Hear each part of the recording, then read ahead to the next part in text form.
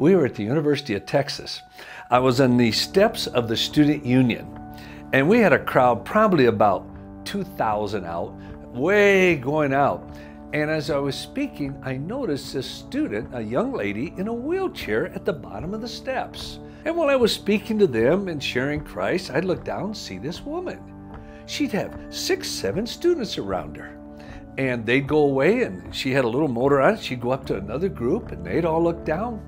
So I'm thinking, boy, this woman's having an impact. I better go find out who she is to see if she's on our side. If not, kick her spokes out.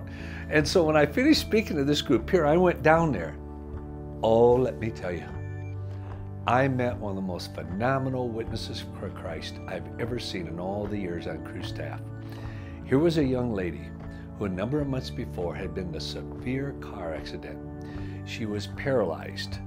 She had a motor on a wheelchair. She had someone take and build this wooden thing like a big food tray that would go down. And it was a beautiful piece of wood, and she had someone burn into it the 4 spiritual laws.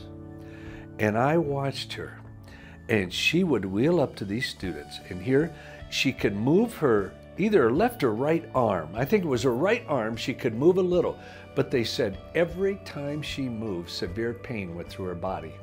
She would wheel up to these people and say, I want to share with you one of the most meaningful things of life. And she would reach over with the right arm with pain going through her body, and she would take her finger and go through the 4 laws and then lead them in a prayer. I stood there and I started to cry. I thought, how many times have I not shared Christ because it wasn't convenient? I had a headache, I didn't feel well, I was tired. That young lady has had equal impact to anyone ever in my life. And I've always prayed that somehow, even now, God would let me find her so I could share the impact.